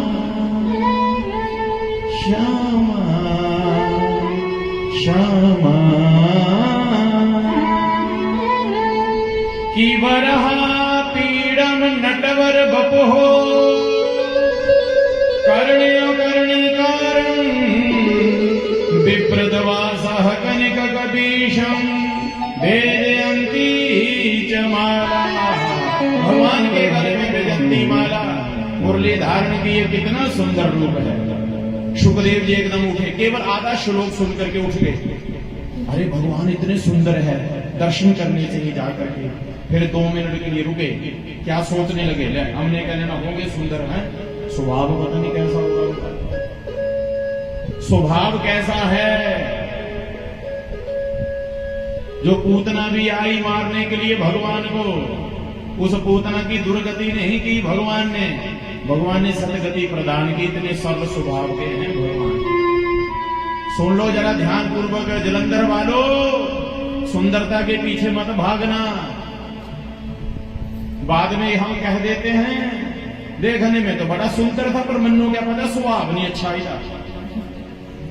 और कई माता हमसे कह भी देती, महाराज जी ये ना मेरा जरा बड़ा जो आई ना बड़ा खड़ूस है, छोटा मेरा बड़ा अच्छा है, वो तो आकर के मुझे प्रणाम करता। छोटे का स्वभाव अच्छा है, बड़े का नहीं स्वभाव अच्छा, बड़ा ना रहना आकड़े आकड़े।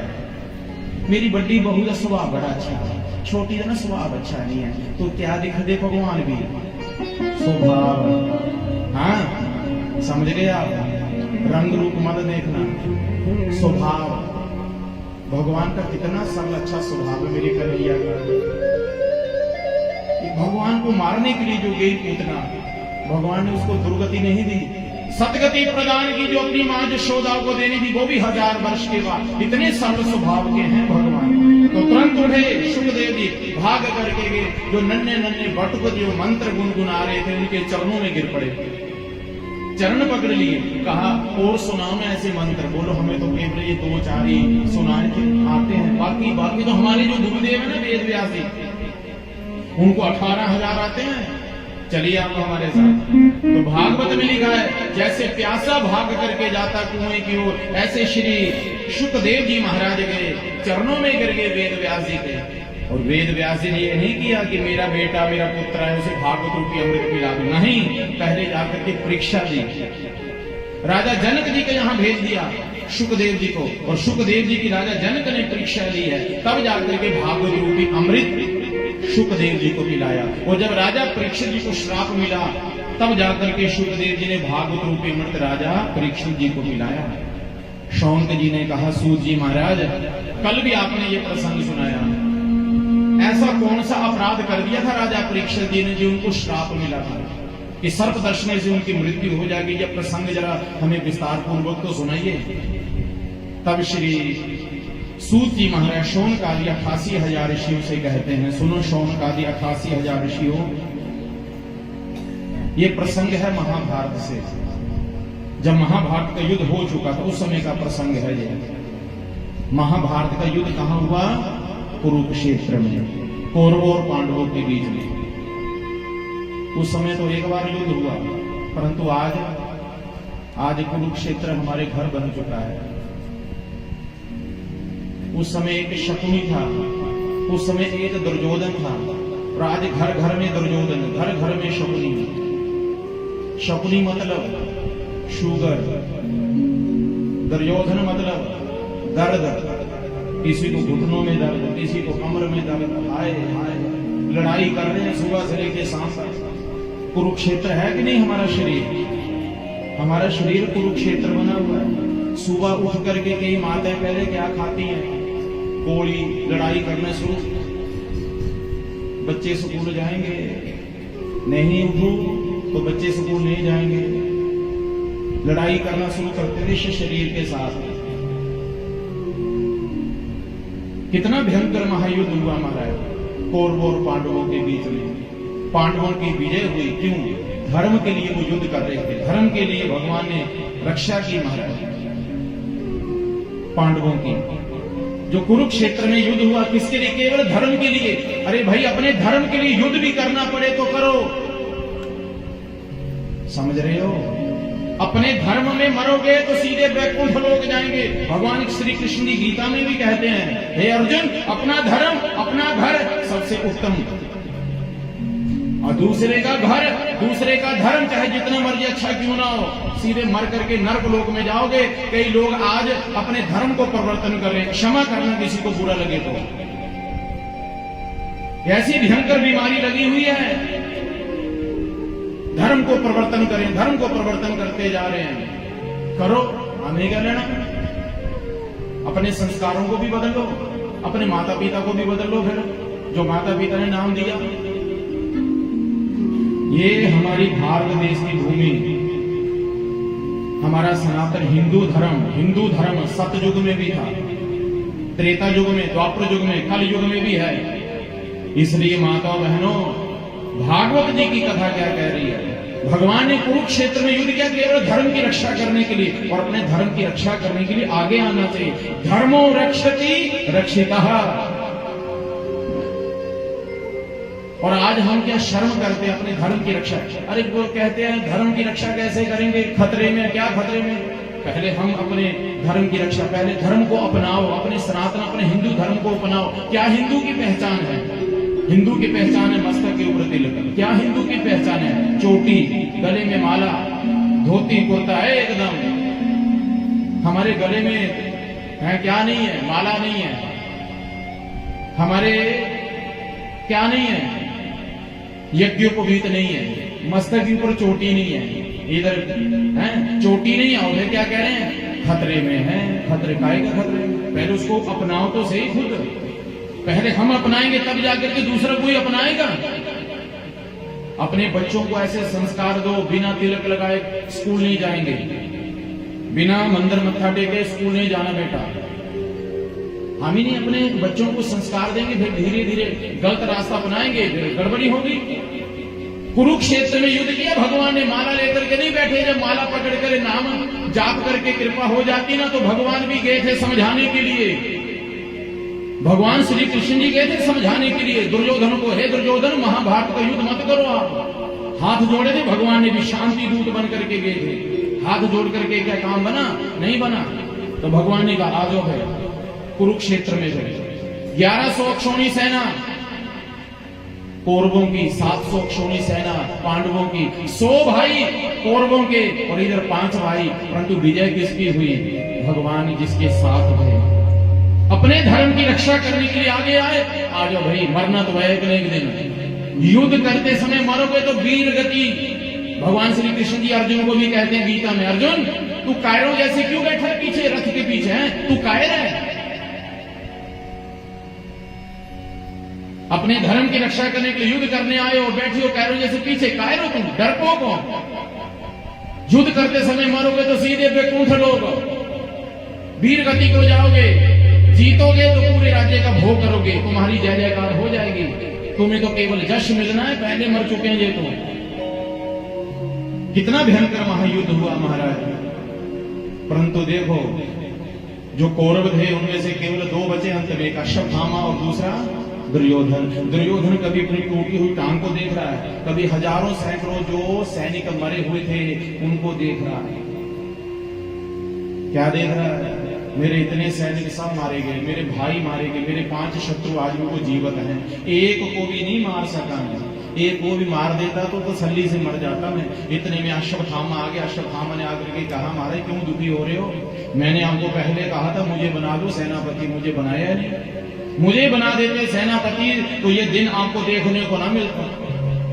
दुर्योधन ने कहा, देखो मेरे 5 शत्रु आज भी जीवित हैं, एक को भी कम करके आ जाओ, मैं निश्चिंता से मर जाऊंगा। एक को भी कम कर दो। अश्वत्थामा ने मन में सोचा मैं मारूंगा। चल पड़ा। शाम का समय था, रात्रि हो गई। बोलो मैं मारूंगा कैसे? वो 5 भाई थे, 100 भाई थे इधर कौरव, फिर भी पांडवों को नहीं मार सके, मैं कैसे मारूंगा? जाते जाते रास्ते में एक वट वृक्ष था, बड़ का पेड़। उसके पेड़ के ऊपर हजारों सैकड़ों पक्षी सोए हुए थे। एक उल्लू आया, उल्लू ने आकर के हजारों सैकड़ों सोए हुए पक्षियों को मार दिया। अब अश्वत्थामा ने सोच लिया जैसा ये काम उल्लू ने किया ऐसा काम मैं करूंगा। उल्लू को बना लिया अपना गुरु। बोलो वो पांडव सोए हुए होंगे, मैं जाकर के हमला कर दूंगा। नीति के विरुद्ध कायर होते हैं, मारना तो सामने आओ, पीठ पीछे क्यों वार करें? सामने आओ, युद्ध करो सामने आकर के। अब हुआ क्या महाराज? भगवान तो वहीं पर थे ना, कृष्ण भगवान। भगवान श्री कृष्ण ने उठा लिया अर्जुन को। अर्जुन उठो, ब्रह्म मुहूर्त में सोना नहीं चाहिए। क्या देखो ब्रह्म मुहूर्त हो चुका है। अर्जुन कुटिया से बाहर निकला। बाहर देखा मंद मंद हवा चली हुई थी, पक्षी चहचहा रहे थे। अनुमान लगा लिया। क्या अनुमान लगाया? कि ब्रह्म मुहूर्त हो चुका है, ब्रह्म मुहूर्त हो चुका है। भगवान ने कहा तो ब्रह्म मुहूर्त में सोना नहीं चाहिए, उठो चलो भ्रमण करने के लिए, सैर करने के लिए चलो। भगवान ने द्रौपदी से कहा, अरे बहन अपने पुत्रों को उठा लो ना। द्रौपदी ने 5 पुत्रों को जन्म दिया था। एक पुत्र युधिष्ठिर का था, एक पुत्र अर्जुन का था, एक पुत्र भीमसेन का, और एक नकुल और सहदेव का भी था, जो देखने में अपने पिता जैसे ही लगते थे। द्रौपदी ने कहा बच्चे हैं सोने दीजिए। भगवान ने कहा ठीक है, जैसे आपकी इच्छा। भगवान ने पांडवों को उठाया, ले गए भ्रमण करने के लिए। पीछे से अश्वत्थामा आया, देखा यही 5 पांडव सोए हुए हैं। उनको यही समझ लिया और सोते हुए बालकों के सिर काट दिए। सिर काट करके पोटली में बंद करके बांध करके ले गया। दुर्योधन कह रहे थे महाराज जी एक को मारूं 2, मैंने 5 को मार दिए, सिर लाया काट करके। जाकर के कहा महाराज देखो मैंने सिर लाया काट करके। दुर्योधन ने मन में सोचा मैं इनका एक बाल भी बांका नहीं कर सका, ये 5। और सबसे पहले भीमसेन का सिर बता निकाल करके। एक तो धीरे धीरे प्रकाश भी हो रहा था, और जैसे भीमसेन के पुत्र का सिर उठाया, हाथ के ऊपर रखा और दूसरे हाथ से दबाया, एकदम दब गया वो तो। दुर्योधन चिल्लाया, ए दुष्ट ये पापी तूने क्या कर दिया? अरे तूने तो हमारे कुल का ही सर्वविनाश कर दिया। ये भीमसेन नहीं, ये नकुल नहीं, ये अर्जुन नहीं, ये तो उनके पुत्र हैं। ये तूने क्या कर दिया? तूने तो हमारे कुल का ही सर्वविनाश कर दिया। अश्वत्थामा ने मन में सोचा यदि अर्जुन जीवित है तो वो मुझे अब जीवित नहीं छोड़ेगा। अश्वत्थामा तुरंत वहां से भाग गया। और इधर द्रौपदी जैसे ही भ्रमण करके सैर करके कुटिया के अंदर प्रवेश करके तो क्या देखा? खून की धार बहती हुई बाहर को आ रही थी। जोर से चिल्लाई, हे अर्जुन, हे युधिष्ठिर। धड़ाम से गिर पड़ी, लगी रोने। बोलो क्या बिगाड़ा था इन बालकों ने किसी का? आज पहली बार वो द्रौपदी अपने पति का नाम लेती है, हे अर्जुन, हे युधिष्ठिर। आज दिन तक कभी अपने पति का नाम नहीं लिया था उसने। तुरंत गए जाकर के क्या देखा? हमारे तो बच्चों का सिर ही काट करके ले गया। दर्जो अर्जुन ने कहा सुनो, जिस दुष्ट जिस पापी ने हमारे सोते हुए पुत्रों के सिर काटे ना, मैं तुरंत इसी समय जाऊंगा और उनका भी सिर काट करके लाऊंगा। प्रतिज्ञा कर ली अर्जुन ने भी। तुरंत रथ के ऊपर सवार हुआ गया महाराज। और इधर अश्वत्थामा ने देखा कि अर्जुन मुझे आ रहा है मारने के लिए, अपने प्राणों की रक्षा करने के लिए ब्रह्मास्त्र चला दिया। और जैसे ब्रह्मास्त्र आते देखा अर्जुन ने, तो अर्जुन तुरंत भगवान के चरणों में गिर पड़ा कि कृष्ण कृष्ण महाबाहो भक्तानां भयंकरः। हे कृष्ण मेरी रक्षा करो, मेरी रक्षा करो, ये ब्रह्मास्त्र मुझे जला देगा। भगवान ने कहा अर्जुन, कांटे से कांटा निकल जाता है, लोहे से लोहा कट जाता है। तेरे पास कौन सी कमी है बता? अर्जुन समझ गया, तुरंत ब्रह्मास्त्र निकाला, चलाया, दोनों ब्रह्मास्त्र टकराए, शांत हो गए। अर्जुन ने छलांग लगाई, जाकर के अश्वत्थामा को पकड़ लिया, रस्सियों के साथ बांध लिया, रथ के पीछे खींचते हुए ले आए। और जैसे खींचते हुए लेकर के आ रहे थे, और जैसे द्रौपदी ने देखा, द्रौपदी चिल्लाई कि मुचेताम एषः ब्राह्मणोनितराम गुरु। छोड़ दो इसे, मत मारो, ये ब्राह्मण है, ये गुरु का पुत्र है, मत मारो। मेरे 5 पुत्रों को इसने मार दिया तो क्या हुआ, मेरे 5 पति तो जीवित हैं। सोचो द्रौपदी के अंदर कितनी मनोबल। 5 पुत्र जिसने मारे उसको क्या कह रही है, छोड़ दो इसे, क्योंकि मां का दुख एक मां ही समझ सकती है। उस अबला मां स्त्री के तो पति भी वीर गति को प्राप्त, एक मात्र सहारा ये पुत्र तो है, सिर्फ छोड़ दो, मत मारो। अब धर्म संकट में पड़ गए, कोई कह रहा मारो, कोई कह रहा छोड़ दो। धर्म संकट में पड़ गए तो इतने में क्या हुआ, कोई कह रहा मारो, कोई कह रहा छोड़ो, तो टेढ़ी टांग करके खड़े कोने में भगवान श्री कृष्ण जी देख रहे हैं, भाई भाई हैं, आपस में समझौता कर लें। तब अर्जुन भगवान की शरण में गया, जाकर के भगवान के आगे प्रार्थना की, प्रभु मुझे बताइए क्या करना चाहिए, मैंने तो प्रतिज्ञा की इसका सिर काटूंगा। भगवान ने कहा, जब हम किसी भी बात के ऊपर निर्णय ना कर पाए, कोई भी बात है नहीं समझ आ रही, क्या करना क्या नहीं करना, जैसे अभी दीपावली थी, दीपावली के ऊपर भी हम निर्णय नहीं कर पा रहे थे, कोई कह रहा है 31 को मनानी है, कोई कह रहा है पहली को मनानी है, उस समय किसका सहारा लेना चाहिए, शास्त्रों का। तो शास्त्रों में जो लिखा गया था, जो पंचांग में जो लिखा गया था, आके यहां पंचांग कौन सी चलती, उसमें जो लिखा गया उसी के हिसाब से, तो प्रमाण तो है ना भाई, इसमें लिखा हमने मना ली, तो शास्त्रों का सहारा ले लेना चाहिए। तो शास्त्र क्या कहते हैं कि ब्रह्म बंधुर न हंतव्य आतताई बदारणः। ये अर्जुन, ये ब्राह्मण है, मत मारो, ब्राह्मण जैसा कैसा भी क्यों, उसे कभी मारना नहीं चाहिए। और दूसरी बात सुन ले कान खोल करके, ये बालका का हत्यारा भी है, छोड़ना भी मत। इसने 5 बालकों के सिर काटे हैं, छोड़ना मत इसे। और दूसरी बात, ये ब्राह्मण है, मारना भी मत। भीमसेन आ गया गधा उठा करके, जय हो द्वारकाधीश जी, जय हो। आप जैसे 2-4 न्यायाधीश हो जाए तो हो गया बेड़ा पार। एक तरफ से कह रहे मारो, दूसरी तरफ से कह रहे छोड़ो। एक बार सुन लो द्वारकाधीश जी, भाई छोड़ेंगे तो छोड़ेंगे, परंतु ये मेरी गधा नहीं छोड़ने वाली। यहां पर भगवान अर्जुन की परीक्षा ले रहे हैं। अर्जुन समझ गया, क्या किया, अश्वत्थामा के मस्तक के बीच में यह एक सिद्ध मणि थी, उस मणि को बाण के द्वारा निकाल दिया। भरी सभा के बीच में उसकी आधी मूछ काट दी, आधी दाढ़ी काट दी। भरी सभा के बीच में धक्के दे करके तू करके उसको अपमानित करके वहां से भगाया। एक बार नहीं मरा, 3 बार मरा वो। भरी सभा के बीच में कोई हमारा आपका कोई अपमान कर दे तो किसके समान है, मृत्यु के समान है। अश्वत्थामा को तो धन्यवाद करना चाहिए, परंतु अश्वत्थामा ने मन में सोचा, भरी सभा के बीच में मेरा अपमान किया, बदला लूंगा मैं। भगवान जाने के लिए तैयार हो रहे थे, कहां, द्वारिका के लिए। इतने में अबला स्त्री सफेद वस्त्र पहने हुए भगवान के चरणों में गिर गई। वो कौन थी, अभिमन्यु की पत्नी उत्तरा। सफेद वस्त्र पहने हुए, क्यों, अभिमन्यु की मृत्यु हो चुकी थी, सती होने वाली थी उत्तरा, परंतु वो गर्भवती थी। अब अश्वत्थामा ने मन में सोचा, इनके कुल में कोई नहीं छोड़ूंगा दियावती देने वाला, इनके वंश की वृद्धि नहीं होगी।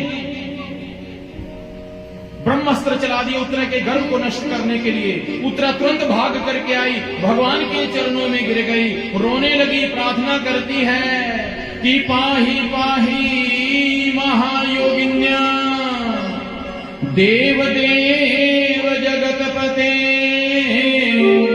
नान्यं तद भयं पश्य यत्र मृत्यु परस्परम। बोली लक्ष्मी नारायण भगवान की जय। पाही पाही महायोगिन्या देव देव जगतपते। उत्तरा ने स्तुति की है भगवान की। भगवान ने अंगुष्ठ मात्र रूप धारण किया और कहा, बहन, पुत्री, बेटी, वात्सल्य भावना पैदा करो अपने। वात्सल्य भावना पैदा की। भगवान ने अंगुष्ठ मात्र रूप धारण किया और उत्तरा के गर्भ में गए। और ये पहली एक माँ है, चाहे देवकी ने जन्म दिया, चाहे कौशल्या ने जन्म दिया राम को, परंतु जो परम सौभाग्य उत्तरा को प्राप्त हुआ ये किसी को नहीं हुआ जिसने भक्त और भगवान दोनों को अपने गर्भ में रखा।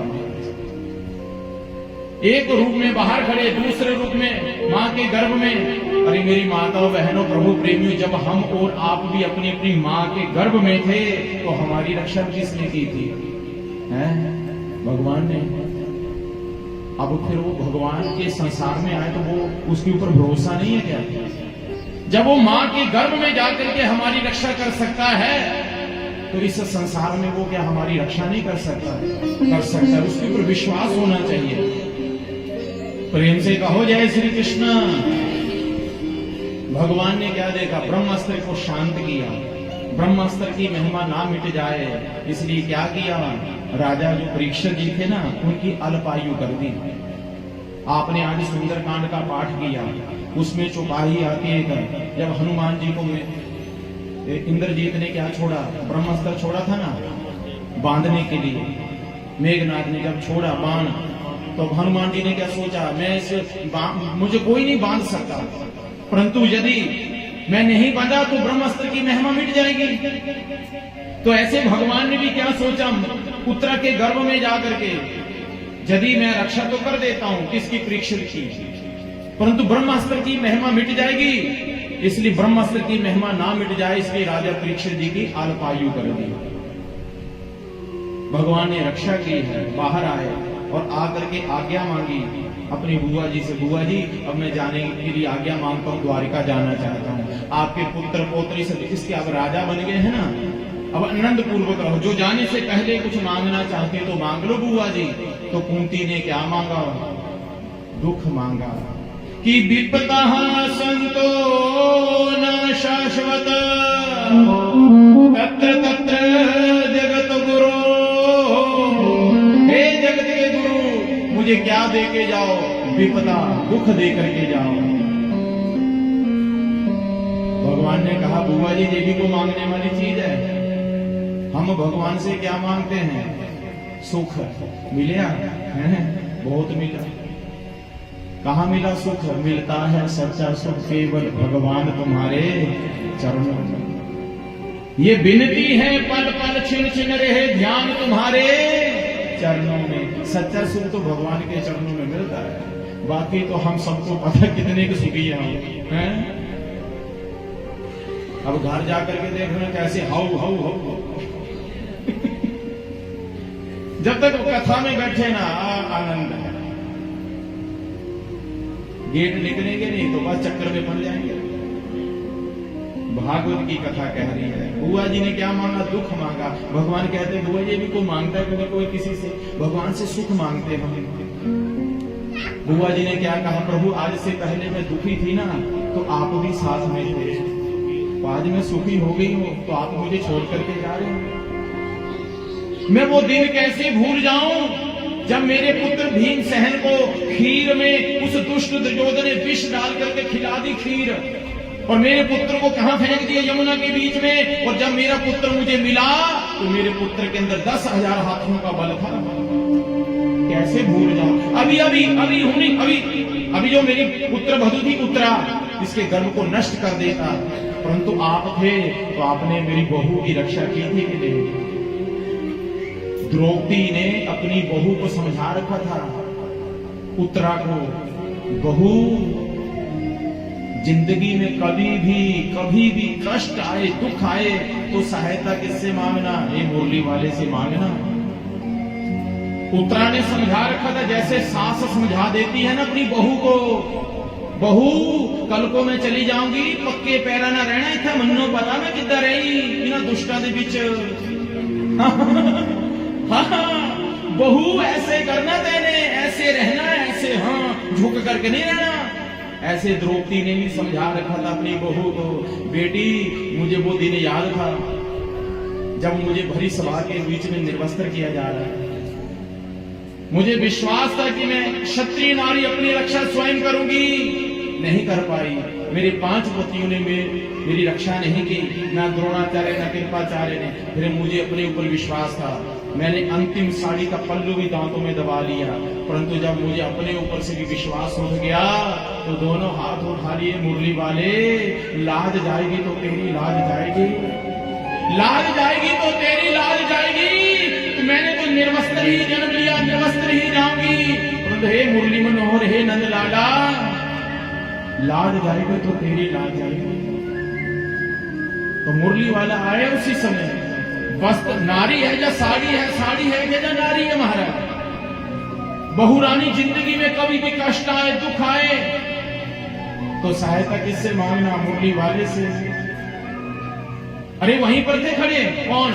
युधिष्ठिर, वहीं पर खड़े थे भीमसेन, वहीं पर खड़ी थी द्रौपदी, कुंती भी, परंतु उत्तरा ने किसके चरण पकड़े? मुरली वाले के चरण पकड़े। और मुरली वाले ने तुरंत अंगुष्ठ मात्रों को धारण करके गर्भ में चले गए महाराज। हम सहायता कभी उससे मांगते हैं, कभी इससे मांगते हैं, कभी उससे, ये मेरी मदद कर दो, मेरी मदद कर दो। अरे मदद करने वाला वो मुरली वाला, वो राधा रानी, उनके आगे हाथ जोड़ो ना, क्यों नहीं वो हमारी रक्षा करेगी। प्रेम से कहो जय श्री कृष्णा। उसके ऊपर भरोसा रखो, हारे का सहारा वो शाम का, वही एक हारे का सहारा। अब जब हार जाते तब जाकर के सहारा लेते, पहले क्यों नहीं सहारा लेते? फिर भी हार करके भी जाओ, वो श्याम सुंदर कभी किसी को दुत्कारता नहीं है, अपनाता है, हृदय से लगाता है। भागवत जी की कथा कह रही है, भगवान किसी को दुख नहीं देते। बोलो नहीं दुख देते तो रुक जाओ। भगवान जाने के लिए तैयार हो रहे थे, कहा बुआ जी आज से आप सुखी थे, आज सुखी बने, पहले दुखी थे, आज सुखी क्यों फिर दुख मांग रहे हो? और सुख के माथे सिल पड़े जो हरि हृदय से जाए, बलिहारी उस दुख को जो पल पल नाम जपाए। बलिहारी जाऊं उस दुख के ऊपर भी, जो कम से कम नाम तो जपा रहा है। आप 2-3 घंटे जहां बैठे हैं ना, उठेंगे, उठते समय क्या कहेंगे? हरे कृष्णा, हरे गोटे दुखने, हरे राम। के सुबह दुख है तभी तो नाम तो निकल रहा है, दुख नहीं होता कहां निकले नाम। भगवान किसी को दुख नहीं देते, माताओं अपने कर्मों से हमें दुख मिलता है। भगवान रोकेंगे। एक दिन युधिष्ठिर को देखा रोते समय, समझाया जा करके, भैया क्यों रो रहे हो? बोलो देखो कन्हैया, इस सिंहासन के लिए मैंने दादा परदादा अपने भाइयों को मार दिया, मैंने इस सिंहासन के ऊपर नहीं बैठना। यो भगवान श्री कृष्ण जी ने उपदेश अर्जुन को दिया था गीता का, वही उपदेश आज दे रहे किसको? युधिष्ठिर को। परंतु युधिष्ठिर के समझ में कुछ नहीं आ रहा। क्यों? क्योंकि कृष्ण भगवान को वो अपना छोटा भाई समझते थे। भगवान ने मन में सोचा जो उपदेश मैं दे रहा हूं ना, यही कोई उपदेश सफेद दाढ़ी वाले महात्मा देंगे तो जल्दी समझ में आ जाएगा।